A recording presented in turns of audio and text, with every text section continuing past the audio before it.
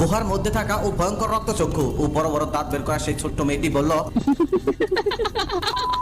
গুহার মধ্যে থাকা ও ভয়ঙ্কর রক্তচক্ষু ও বড় বড় দাঁত বের করা সেই ছোট্ট মেয়েটি বলল, আমি চন্ডার মেয়ে ইরাবতী। মেয়েটার মুখে এমন কথা শুনে নমানে ওঝা ও নীলার চোখ একদম কপালে উঠে গেল। নমানে ওঝা একদম চুপ করে দাঁড়িয়ে রইল। তবে নীলার মাথায় একটা জিনিস কিছুতেই ঢুকছে না, এই ছোট্ট মেয়েটা কি করে এত ভয়ঙ্কর হবে আর কি করেই বা এত বড় প্রতিশোধ নিবে। ঠিক সেই সময় নীলা ও নমানে ওঝা সেখানে চন্ডার উপস্থিতি টের পেল। খেয়াল করে দেখলো যে সেই মুভিটার পেছন থেকে আস্তে আস্তে খুঁড়িয়ে খুঁড়িয়ে চন্ডার সামনের দিকে আসতেছে। চন্ডা তখন তাদের সামনে এসে একটা অট্টহাসি দিয়ে বলল, এই দেখ, আমার মেয়ে পৃথিবীতে চলে এসেছে। এখন আমার প্রতিশোধ নেওয়া থেকে কেউ আমাকে আটকাতে পারবে না। আমার মেয়ে তোদের সবাইকে মেরে ফেলবে, কাউকে বাঁচতে দিবে না, শুধুমাত্র সময়ের ব্যাপার। আর বলল, চলো আমার সাথে, ওরা মৃত্যুর প্রহর গুনতে থাক। এই বলে তারা দুজনেই গুহার ভিতরের দিকে যেতে লাগলো। চন্ডার ডাকে ইরাবতী তার পিছন পিছন চলে গেল। নীলা এসব দেখে খুব অবাক হলো, এত কিছু হয়ে গেল অথচ নমানি ওঝা কিছুই বলছে না। আর এদিকে আস্তে আস্তে চন্ডা ও তার মেয়ে অন্ধকারের মধ্যে উধাও হয়ে গেল। চন্ডা চলে যাওয়ার